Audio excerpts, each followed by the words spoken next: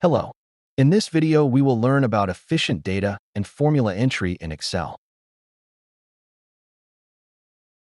When entering data and formulas into Excel, there are three different ways of entering this data or the formulas. And knowing how these three different ways works will help you to efficiently enter formulas and data and to save you time.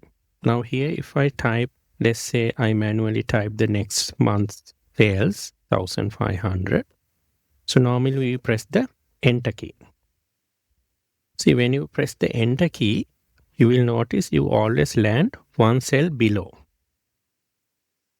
Again, if I enter cost of sales a figure here and I press Enter, I land one cell below.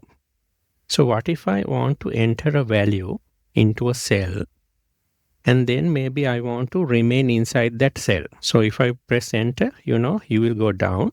So the way to enter a value into a cell and stay inside the cell is to press Control button and then the Enter key. Then what happens is you will not be leaving that cell. You will be still inside the same cell. So Control Enter will keep you inside the same cell after entering your data. So let's say now I have entered this 2000 and then I want to go to the next cell over here, H4, to enter the April sales figure. Here I can use the Tab key. So Tab key will take you to the right one cell at a time. So if I press Tab key over here, I land to the next cell. Here let me type the value. And then I want to, let's say, go to the I column. I can press again the Tab key. So the three methods for entering is Enter key will take you one cell below. Control Enter will keep you inside the same cell. And the Tab key will take you to the right one cell at a time. So even if you're entering formulas, it will be the same. So here, for example, if I take this value and multiply by 10, and if I press Enter, I will go one cell below. So let me press Control Enter. So I remain inside the same cell.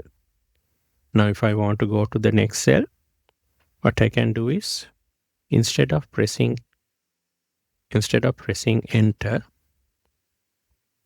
now if I enter another formula in the next cell, and then I want to go to the cell to the right, I can press the Tab key. So it works for both formulas and data entry. You can also change the behavior of what happens when you press Enter key. Generally, you go one cell below, but the location that you move to, you can change by changing the settings in Excel. To do that, you can go to File, go to Options, then go to Advanced. And here you'll see at the top, after pressing Enter, move selection. And by default, it has set the direction to down. So that's why when you press Enter key, you go one cell below. And what happens here is you have some other options as well. You can change it to down, to the right, up, and even left.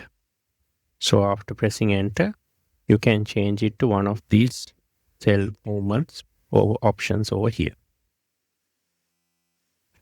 Also, if you tick this off, like this, then you won't move out of a cell once you press Enter.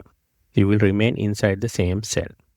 So you can basically change your cell movement from here as well. Thanks for watching.